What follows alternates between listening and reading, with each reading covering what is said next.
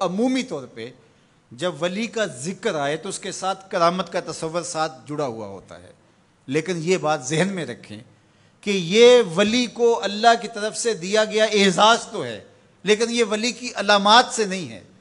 یعنی ولی کے لیے جو شرطیں ہیں، جو نصاب ہے، وہ ایمان اور تقوی ہے۔ اگر کسی کے اندر یہ دو خوبیاں پائی جائیں اور وہ کمال درجے کی موجود ہوں، لیکن کرامت آپ تک نہ پہنچے یا ظہوری نہ ہو ساری زندگی، تو اس کے ولی ہونے میں شک نہیں ہے۔ اور ایک شخص کے اندر آپ کرامت دیکھیں لیکن یہ دو خوبیاں نہ پائی جائیں تو اس کو ہم کرامت ہی قرار نہیں دے سکتے، وہ استدراج ہوگا۔ ہر وہ خرق عادت امر جو بغیر کسی شخص سے ظاہر ہو اور ہو خرق عادت، ما فوق الفطرت چیز ہو، تو اس کو قدرت الہیہ کہیں گے۔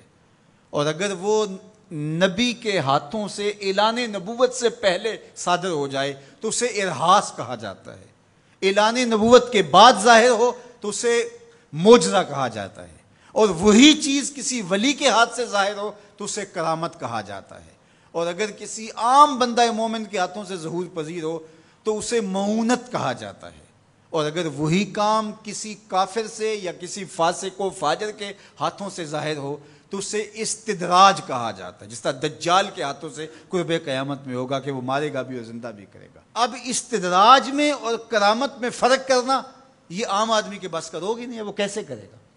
تو اس کے لیے سادہ کلیہ یہ ہے کہ ایمان اور تقوی کی شرط کے ساتھ اس چیز کو کرامت کہا جائے گا، اور اگر یہ دونوں شرطیں نہیں پائی جا رہی تو وہ پھر استدراج ہوگا۔ تو اس لیے ولی کو پہچاننے کے لیے کرامت معیار ہی نہیں ہوا، کرامت نصاب ہی نہیں ہوا، ولی کو پہچاننے کے لیے ایمان اور تقوی ہوا۔ اگر کرامت کو معیار بنا لیں گے تو پھر استدراج والے کو بھی ولی ماننا پڑے گا۔ اور یہی وجہ ہے کہ بہت سارے لوگوں نے ایسے لوگوں کے اوپر جو کسی بڑے بزرگ کی گدی پہ بیٹھ گیا، یا وہ چار لوگوں نے اس کو مان لیا یا اس کے شعبدے چل گئے اور شریعت کا واضح تارک ہے، اور لوگ اس کو اللہ کا ولی مان رہے ہوتے ہیں، اس لیے کہ ان کے ہاں معیار وہ نہیں ہے جو قرآن نے دیا ہے۔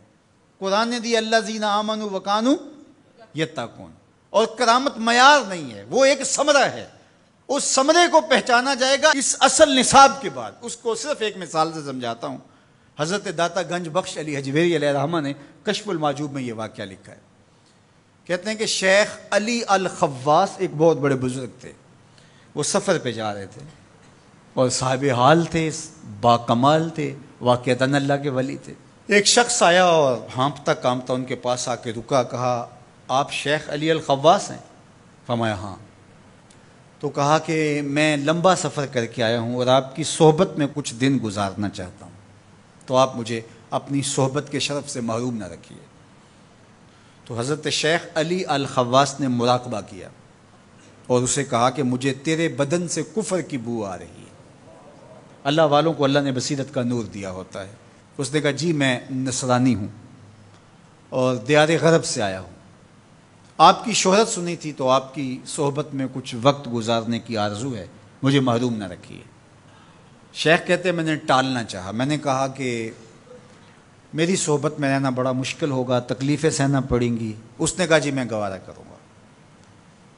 فرمایا ٹھیک ہے۔ کہا کہ میں چلتا گیا اور وہ بھی میرے ساتھ تھا۔ 8 دن گزر گئے، کبھی کھانا ملتا، کبھی 2 لقمے لے لیتے، کبھی پانی پی کے گزر اوقات ہوتی، کبھی گھاس کھا لیتے۔ ایک دن اس کا وجود کپ کپا رہا تھا بھوک کی شدت کی وجہ سے۔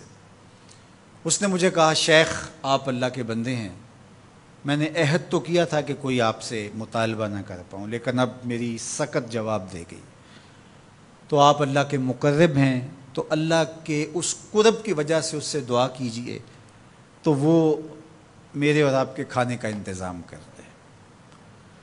کہتے ہیں کہ میں اس کی حالت کو دیکھ کر کے سجدہ ریز ہو گیا اور اللہ کی بارگاہ میں نے یہ دعا کی مالک اس کافر کے سامنے رسوا نہ کرنا۔ کہا جب میں نے سر اٹھایا تو آسمان سے ایک طبق اترا جس کے اوپر 2 پیالے شربت کے تھے اور 2 روٹیاں تھیں، تو میں نے ایک پیالہ اور ایک روٹی اس کو دے دی اور ایک خود لے لی، اور پھر سفر شروع ہو گیا۔ 8 دن پھر گزر گئے، پھر ایک دن وہی حالت کہ اس کا بدن کپ کپانے لگا۔ تو میرے دل میں آیا کہ روز روز حالت ایک جیسی نہیں ہوتی، تو اس دن تو لاج رہ گئی تھی، تو کہیں آج یہ پھر نہ بول پڑے، تو قبل اس سے کہ یہ بولے میں نے بول کر کے کہا کہ تو بھی عیسائیوں کا بہت بڑا پیر پادری ہے، تو آج تیری باری ہے۔ تو کہتے ہیں جب میں نے اس کو کہا تو اس نے بھی سجدے میں سر رکھ دیا، اور میں دل ہی دل میں سوچا کہ اس کا سجدہ ریز ہونا کیا معنی رکھتا ہے جب ایمان ہی نہیں ہے۔ تھوڑی دیر کے بعد جب اس نے سر اٹھایا تو آسمان سے بھی طبق اترا، جس پر 4 پیالے شربت کے اور 4 روٹیاں تھیں۔ اس نے 2 روٹیاں اور 2 پیالے میری طرف بڑھائے، اور 2 پیالے اور 2 روٹیاں اپنی طرف کر لیں، اور کہا کہ کل یا شیخ کھائیے۔ میں نے کہا میں نہیں کھاؤں گا، اس لیے کہ کرامت ہو نہیں سکتی، اور استدراج کا کھانا جو ہے وہ میں کھا نہیں سکتا، چونکہ تم کافر ہو تو میں استدراج کا کھانا کھاؤں تو یہ نہیں ہو سکتا۔ تو اس نے کہا کل یا شیخ، شیخ کھائیے اور میری طرف سے 2 مبارکیں وصول کیجیے۔ میں حیران ہوا، میں نے کہا کیا مبارکیں؟ اس نے کہا میں نے سجدے میں سر رکھا اور اللہ کی بارگاہ میں عرض کی، اے اللہ اگر اسلام سچا دین ہے تو 2 پیالے اور 2 روٹیاں عطا کر دے، اور اگر علی الخواص واقعی تیرا ولی ہے تو 2 پیالے اور 2 روٹیاں اس کے صدقے سے دے دے۔ تو ایک تو آپ کو آپ کی ولایت کی مبارک ہو، اور دوسرا ہاتھ بڑھائیے اور مجھے اسلام میں داخل کیجیے، اسلام سچا دین۔ تو شیخ علی الخواص کے اس واقعہ کو ذکر کرنے کے بعد داتا گنج بخش علی حجویری فرماتے ہیں کہ علی الخواص جیسا شخص بھی یہاں پریشان ہو جائے کہ خدایا یہ استدراج ہے یا کرامت، تو کہا پھر عام آدمی کیسے فیصلہ کر سکتا ہے کہ یہ استدراج ہے یا کرامت؟ تو کہا کہ اس کو یہی دیکھنا پڑے گا ایمان اور تقوی ہے کہ نہیں۔ تو ایمان اور تقوی یہ علامت ہے کسی کے ولی ہونے کی۔